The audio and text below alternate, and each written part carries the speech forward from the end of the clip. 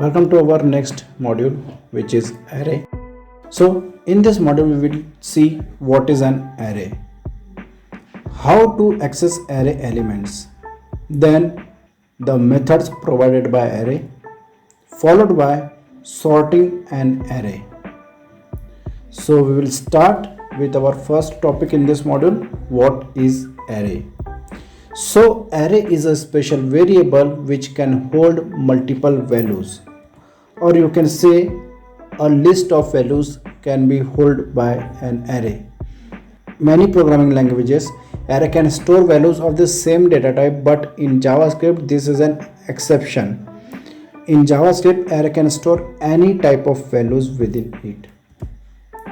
Instead of storing values into multiple variables, arrays are useful in such scenarios. For example, to store name of the cities, if you want to store 5 city names, so instead creating 5 different variables, you can create a single array and can store all city names within it. Similar to store fruit name and etc. Array provides length property to identify the size of array. Size of array means number of elements in that particular array. How to access array element? As you know, array is a collection of values. To access any element stored value within array, we have to use array name followed by the index number of the element. So index number always start from 0. So first element will be at 0th index and second element will be at first index and so on. The index number must be enclosed under the square bracket. For example, fruits of 1, cities of 3 and so on.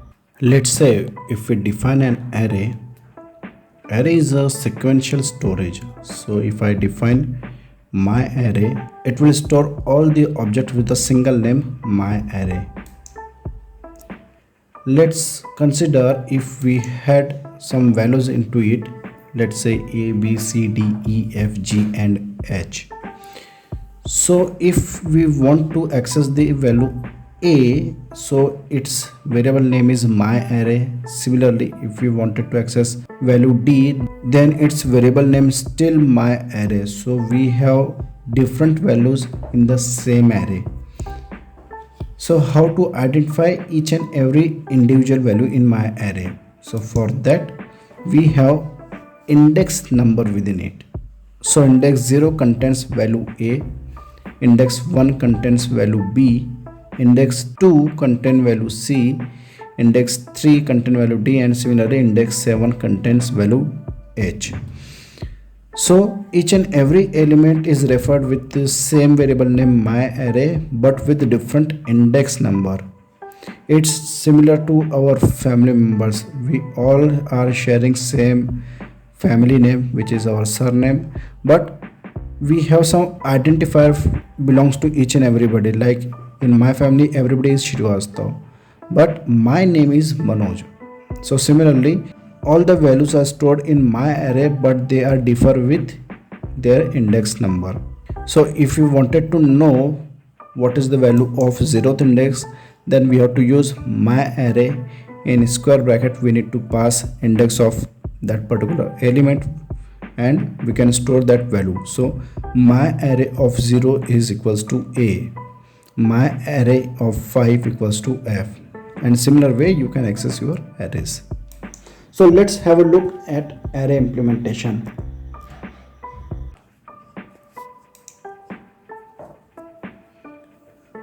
So now we will look our array program. So consider a class where we have few students and I would like to store some student values, like student 1 is Timothy, then student 2 is Manoj, student 3 is Pankaj, and I am displaying that values using document.write. So there is no issues with this as such. We can see all the names stored in different variables. We can perform any action on different variables stored. Let's have a look. So if we see this output, it is showing us Timothy, Manoj and Pankaj. So till now all good, but in a class, if there are 100 students, so we have to create 100 variables, like let student 100 equals to his name, so which is practically impossible and it's not manageable code. So that's why array comes into picture. So we will define an array of students using square brackets. We can define our array and you can pass values within it separated by comma. So I'm passing Timothy, Manoj, Pankaj, and while printing we will display array students.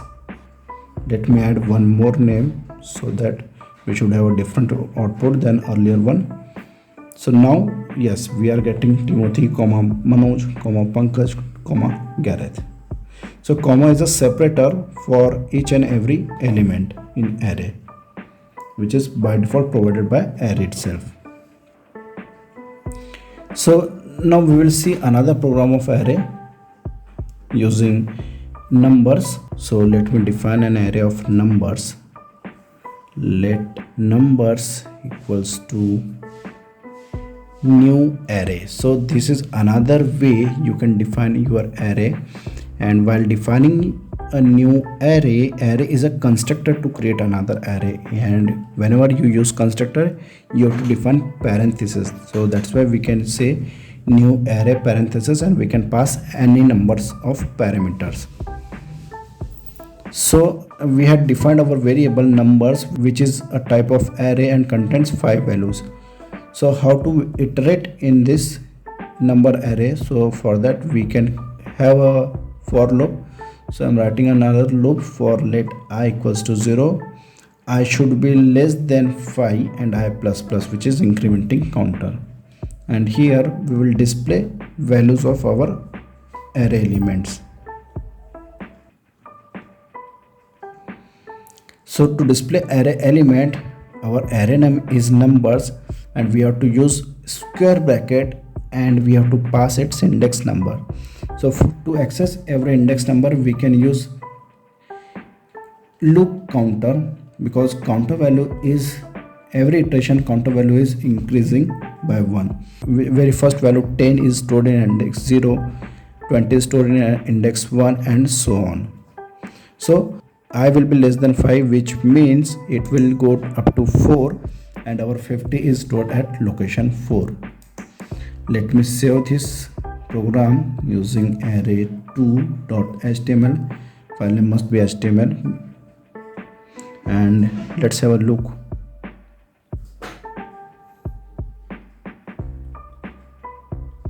Here we go, we got 10, 20, 30, 40 and 50. So we are able to see every value in that array using for loop.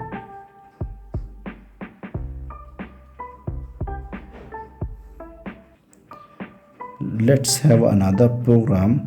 I'm copying this body. So in new program we will try to see if the array elements are divisible by any number. So I'm adding command find out numbers divisible by 3. Okay, so in this array we will find all the elements which are completely divisible by 3, and I guess there should be only one number. So in this loop we have to add if numbers of I modulus 3 equals to 0. So this if statement satisfied when a number is completely divisible by 3. If the number is divisible by 3, we are displaying that number onto the screen. Let me save this. Program name should be array03. Let's have a look. So now it should display, I guess, 30 only. Yes, so it is displaying 30 is divisible by 3, because 10, 20, 40 and 50 are not divisible by 3. So now we got the idea how to use array. Now we will try to find out the greatest number from the array. So I am copying this program onto new window, and let me change the title of this program. So find out the greatest number or the greatest number in array.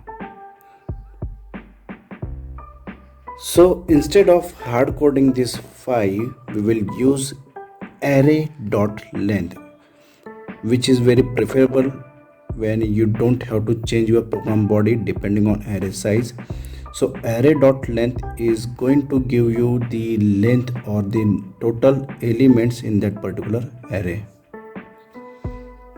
Okay, so we will verify first if this length property is working for us or not.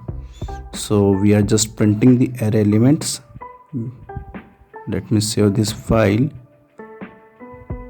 change the title to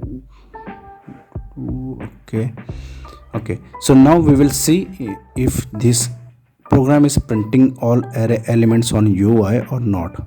If it's printing, yes, it's printing. So length is working for us.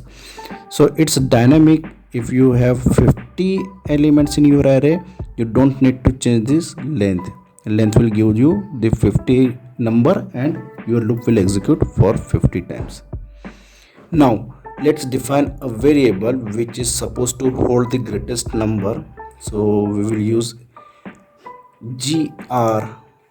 So in gr we are storing very first element of our array, which is 10, and we are considering that the 0th element is the highest one, but we have to verify it inside this loop. So we are starting our loop from 1 and we are verifying if number of I, means for every iteration the current element, if that element is greater than our gr in which we are storing our greatest value, then if number of I is greater than our gr, we are copying that highest number into our gr variable.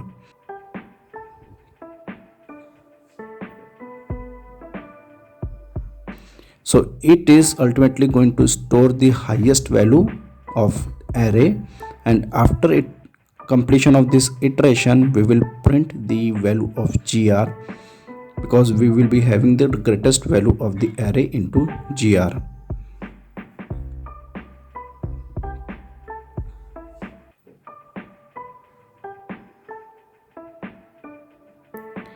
Let me save this file. We will see output. Yes, so now it's displaying the highest value is 50. Let me add few more elements into it, and we won't change the body. The length property will accept the length, and here we are trying to, and here we are storing the 50 or the highest variable, say 83, in the middle of array. So it's not like it is picking the latest last value, but it is going to store the highest value. Now it should display 83. Yes, now it's displaying 83. So in this way we can find out the highest value of the array, and there is a similar assignment to you. Now you have to write a program to find out the smallest number from the array.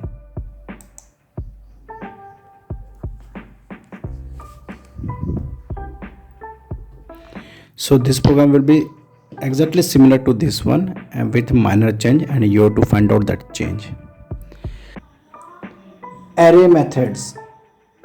A method does some predefined work. JavaScript array supports few methods for which you do not have to code explicitly, like below. toString. This array method converts array elements into a comma separated string. Join. It behaves like toString method, but you can specify the separator instead of the default comma. Push. This method inserts a new element at the end of the array. And similar to push, we have a pop method, but it removes the last element from that array. Let's have a look.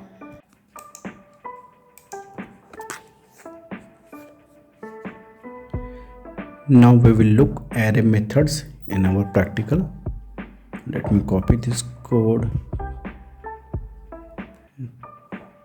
changing the title array 6 and methods of array. Okay.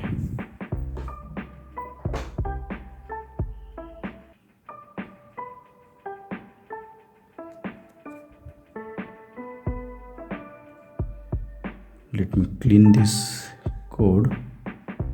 Okay. So we have this array names and we wanted to display its value on our UI, on our page. So I'm using array values, and now in earlier program we had seen we can directly use the array name and it is going to display array values separated by a comma. Okay, so now we have another method for this .toString method. So let me save this and we'll verify what the difference between using direct variable name or using .toString with it. Okay, on browser let me open that file. Okay, so now array values we can see. Let me add a line break here first and then we will discuss. Okay, now so in first value it's displaying values using array name, and in second line we can see it using .toString, but there is no difference among these. We can see comma separated values in both ways, but the advisable method is .toString, so we should always use .toString instead of just name. Let's try to use another method, which is join. Let's see what it does. So join method is also doing the same way. It is using comma by default as a joining string, so there is no change between name, toString or join, and the only difference is join offers you to provide a separator instead of comma. So you can use hyphen or any other character to separate each element of array on your page. Try to use join with another separator instead of comma, and comment if you are facing any challenges or if you succeeded.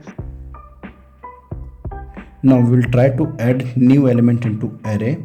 So let me ask user to input a name into new name variable, and now we will push this element, or we will add this element into our array. For that we have a method named push, so it will push that name at the back of the array, so it will insert a new element at the end of the array. So let's say if I am writing another name, then it should add that name after Baban, because Baban is the last element in our array. Let's have a look onto UI. I'm refreshing my page. Yes, it is asking us for inputting a name. So let me input a name. Let's say Pragnay.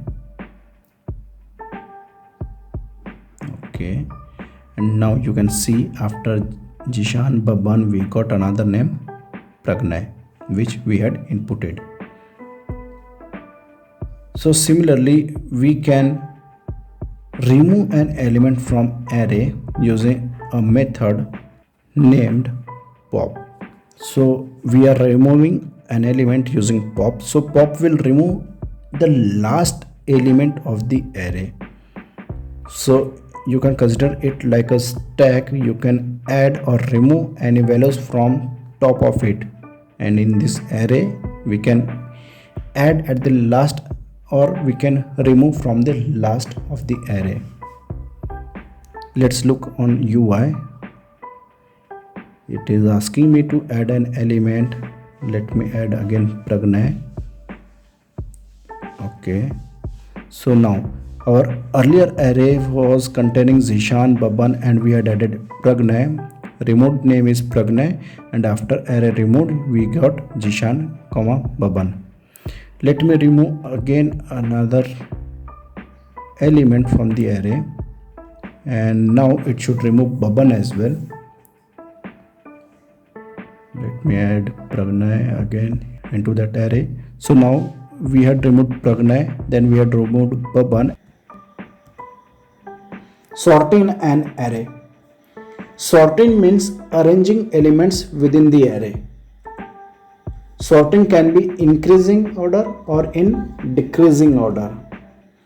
So we have a method sort. This method can sort the array elements in increasing order. Increasing order means alphabetically A to Z. Reverse. This method reverse the array elements in descending order. Means it will arrange those elements starting from Z to A. Let's have a look. Now we will move forward on this section. Let me copy this code onto new page and we will try to see sorting of array.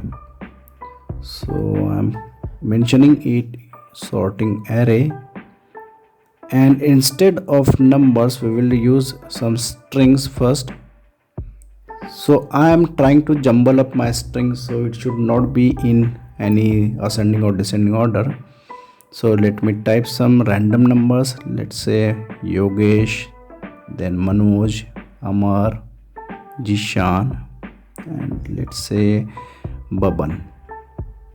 Okay, so we have some mix up of names, like first is starting from Y, then M, then A, then Z, and then B. So now to sort this array we have a method sort. So now we will sort our this array. So for that we will write into document.write sorted array is, and we have to use our array name. It should be name instead of numbers. So we are writing names, and names dot we already have a method sort which sorts the array in ascending order. Let me save this program and then we will see its output on UI. Okay, so here we have defined our array with random numbers and we are using sort method. Let's see its output on UI.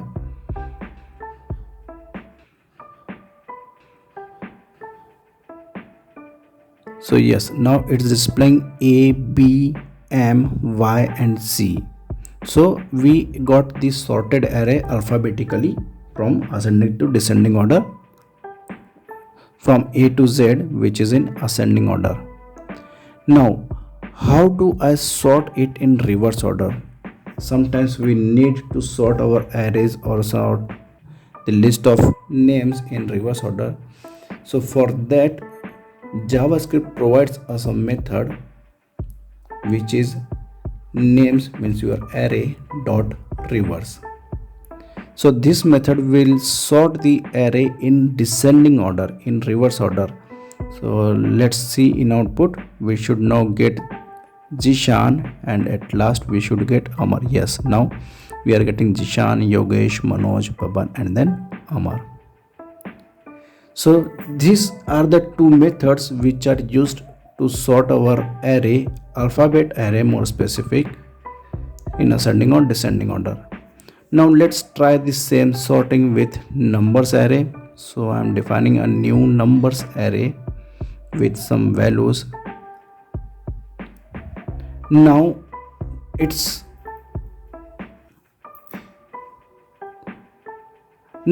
we are defining our numbers as a string. So you can verify we are using numbers into double quotations. So it should sort this array considering it is an string array. Let's try to use sort method on this numbers array. So we are using numbers.sort, and now let's see its output, how it sorts. It should sort in string. It should sort considering all elements are string. So yes, now we are getting 1001 and then 201 because 2 comes after 1 in string. So let me add few more elements here. and all elements we are adding as a string. So it should consider every element as a string and not an number. So here now 10 is coming, after that 1001, then 101. 101 coming later because 1001 contains 0 and 101 contains 1 at third position. So we are using string and it is sorting it as a string. Okay, so now we will try to see if we can change it to numeric. So I'm copying this code. So the first element is, so the first array is a string format and another array would be in numeric format. So I am removing this quotation, so every element is a type of number. Let me change the variable name as well. Okay, so now it should sort these numbers in numeric format. Let's have a look. No, it's not sorting the array in numeric order because JavaScript consider every element or every variable as a string by default. So we have to explicitly let it know that whatever we are passing are numeric format, and we have to sort it considering them as a numeric. So for that, under sort we have to pass an lambda function, another function which is supposed to accept two values considering both are numeric by using a minus symbol. So we are passing a minus b, we are returning a minus b. So considering a is the highest number and b is the lowest number, and it will return the output and consider it as a numeric value. So it is now going to sort our array in ascending order considering all are numeric values. So now we can see 10, then 39 followed by 59 and so on. They all are sorted into numeric way. Let me copy this and we will try to sort it into reverse order. And for that we have to just change the return statement of our reverse array sorting. So we have to just change the return statement. Instead of a minus b, we will now use b minus a, so which will return some negative values and it will sort this array into descending order. So a minus b and b minus play a critical role here to consider and sort the array in ascending or descending order. Let's have a look on UI if it is sorting it into descending order. Here we go, we got it into descending sorted order. So that's it for this program. So this is the bonus topic for you, for each loop in array.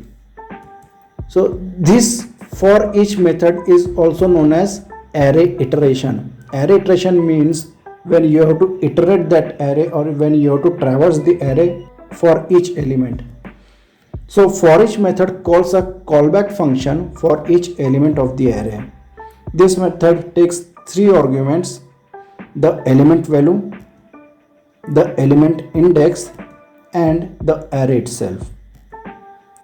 You can omit index and array parameters if you are not using them into your callback function. Let's have a look.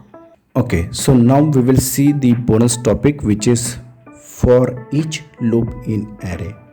So this for each loop normally works on list of objects, means on array only. So for that we will write a program. So we will creating another array, let names equals to new array, and we will write some names here. Let's say Amit, Suresh, Manoj, Pragnay,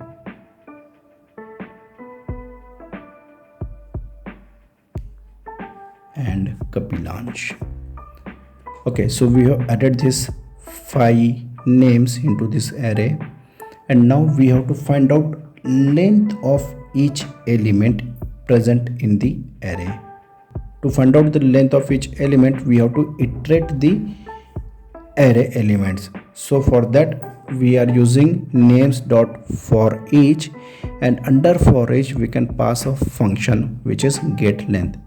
So the getLength function will accept 3 arguments: the value of that element, the index of that element, and that complete array itself.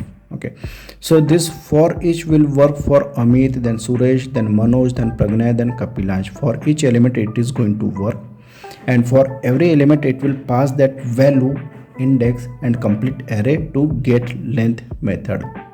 This is not mandatory to use getLength, it is my custom function. You can use your own name, there is no issues, but we have to pass a callback function here. This getLength is a callback function. So in getLength function we are just displaying value of that particular element, and let's have a look if it is displaying or not. Yes, now it's showing Amit, Suresh, Manoj, Pragnay, Kapilansh all. So now we will try to find out length of every elements. So for that we just need to use length of, say, value equals to, and we will write value dot length. Length is a property of string, remember. So we can use length with any string. So here value is coming as a part of string, so we can use value dot length. Let's have a look on UI. So it's now showing, oh, it's showing undefined. Why so? Because I made a mistake in spelling, so remember to correct your spelling always. Now it's showing correctly. So length of Amit is 4, then Suresh is 6, then 5, 7, and Kapilansh is 9 characters long. So this way you can use for each loop in an array. It's very useful in longer programs. Now we will try to add a new value into our array, and let's see if this new value is also gets processed by this for each. So I am writing a prompt and pushing that element into our array, and rest of the program remains same. So it is asking us to add a value. I am adding a value, and now see, it is displaying value of Rohan is 5 character long. So we come to end of module 5.